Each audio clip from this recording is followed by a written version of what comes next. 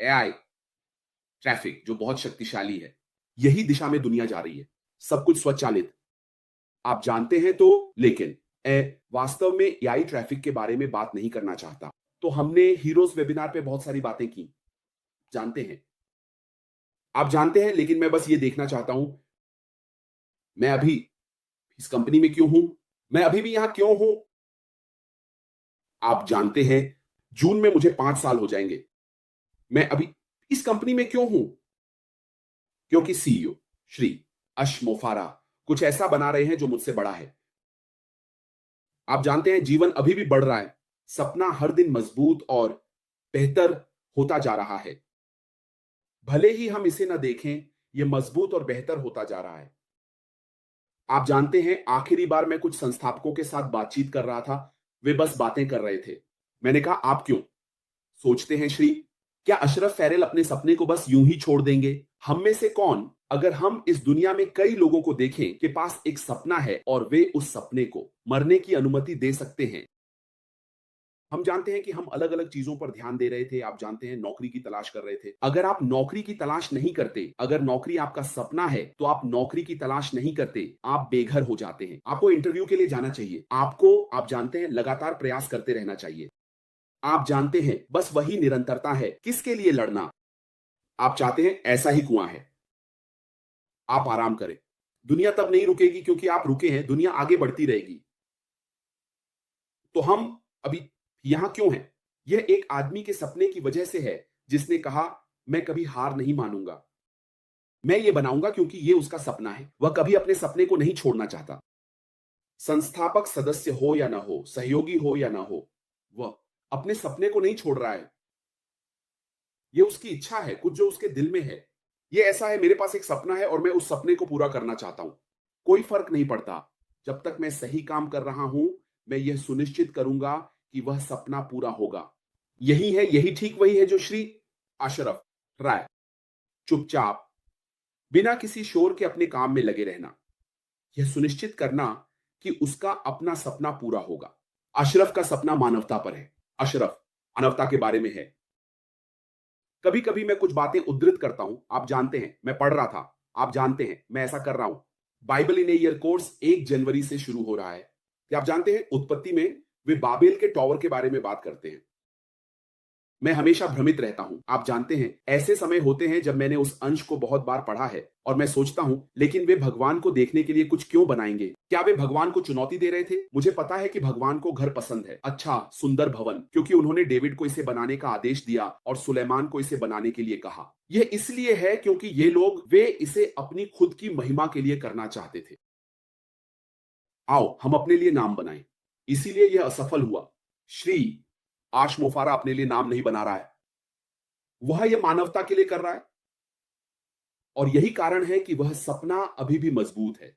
जैसे ही आप लोगों को अपने से पहले रखते हैं, वह सपना हमेशा पूरा होगा। लेकिन जब आप लोगों से पहले खुद को रखना शुरू करते हैं, चाहे किसी भी तरह से, वह सपना, पीना और सफल होना। हाँ, लेकिन आप हमेशा एक दिन अपने शांत क्षण में बैठते हैं, यह जानते हुए कि आप लोगों को धोखा दे रहे हैं। वह किसी को धोखा नहीं देना चाहता, वो बस कुछ अच्छा करना चाहता है। आप जानते हैं, और हमें बस भगवान से कहना है कि हम इसका हिस्सा हैं। यह यात्रा है, मैं खुद को इस यात्रा का हिस्सा ऐसे ही देखता हूं, कुछ भी नहीं, कम के लिए। मैंने कुछ संस्थापकों से बात की। मैंने कहा, बस सोचिए श्रीमान, एशली अकेले जाती है और कहती है मैं यह सब खुद करना चाहती हूं। और फिर आप बाद में आते हैं। क्या आपको लगता है कि आप उस राशि का भुगतान करने में सक्षम होते?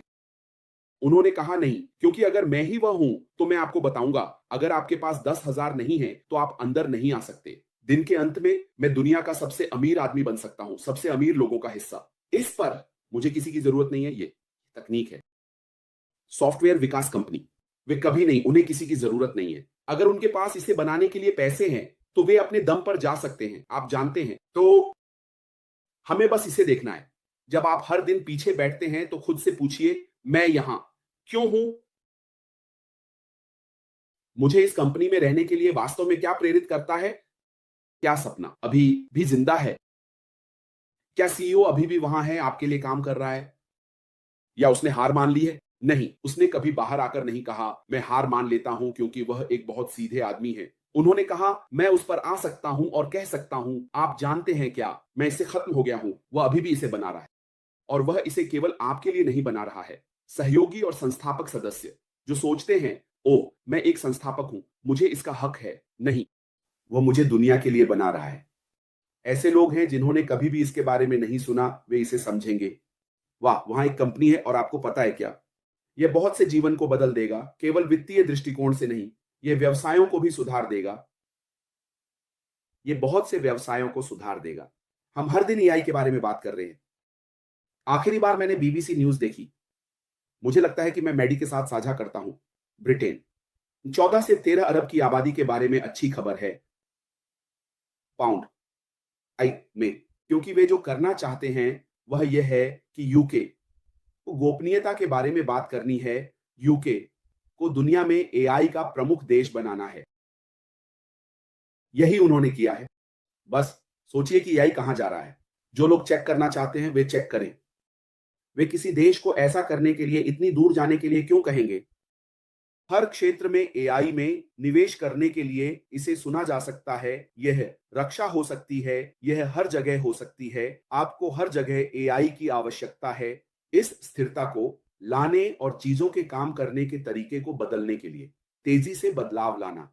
और यही ठीक है जो श्री आश मुफारा कर रहे हैं। आप जानते हैं, सॉफ्टवेयर बनाना, इसे एआई के साथ एकीकृत करना, ताकि यह समय समय पर व्यवसाय को सुगम बना सके, लचीलापन बनाए।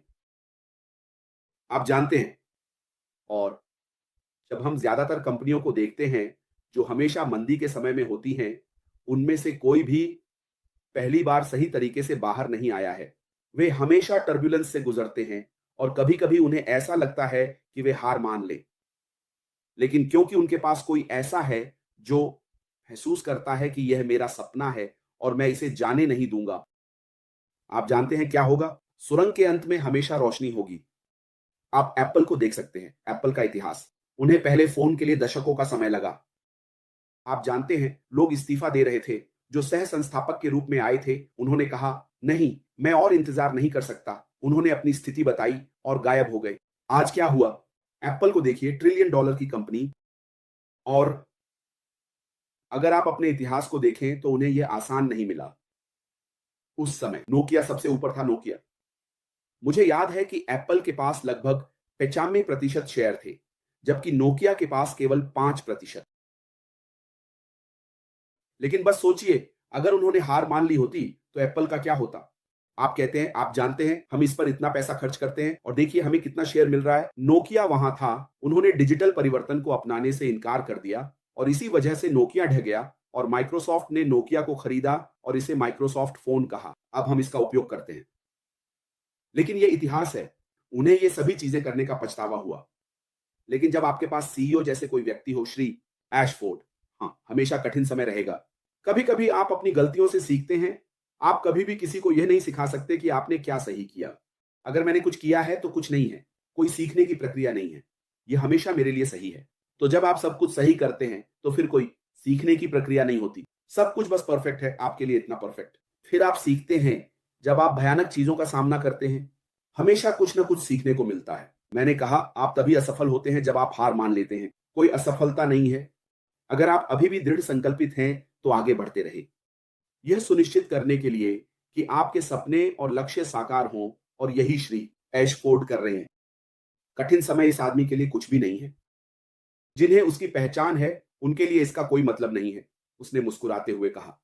वह खुद ही करता है। और अगली बात जो वह सोचता वह यह होती कि हम इस गंदगी से कैसे बाहर निकले। अगला कदम क्या है? वह कभी भी नहीं रुकता और शोक नहीं मनाता और नहीं कहता, ओह, आप जानते हैं स्थिति खराब है, आप जानते हैं, लोगों को गालियां देते हुए। नहीं, उसने कहा, हम कैसे बाहर निकले, हम इस गंदगी से कैसे बाहर निकल सकते हैं और यह सुनिश्चित कर सकते हैं कि हम सही रास्ते पर हैं, एक कठिन और सही। यही उसकी सोच है। उन लोगों का मानसिकता जो दृष्टिवान होते हैं, वे हमेशा बाहर निकलने का रास्ता सोचते हैं। जब आप दरवाजा बंद करें तो खिड़की की तलाश न करें कि कैसे बाहर निकले और बाहर निकले इससे भी ज्यादा उज्जवल। जैसे, मेरे भगवान, पहले चरण में भी बुरा था, अब दूसरा चरण और भी बेहतर है। आप उन्हें अन्य अवसर देते हैं या बताते हैं कि अगला चरण वास्तव में इससे बहुत बेहतर है। तो जब आप कठिन रास्ते पर होते हैं तो हमेशा एक उज्जवल रोशनी होती है, हमेशा एक उज्जवल रोशनी, डबल, ट्रिपल। और यही इस तरह की कंपनी की खूबसूरती है किसी ऐसे व्यक्ति के लिए जो दृष्टिवान है, जो कभी हार नहीं मानता। उसने कहा, आप जानते हैं क्या, हमें इसे एक तार्किक निष्कर्ष पर पहुंचाना होगा, क्योंकि ऐसे लोग हैं जिनका जीवन इस कंपनी पर निर्भर करता है।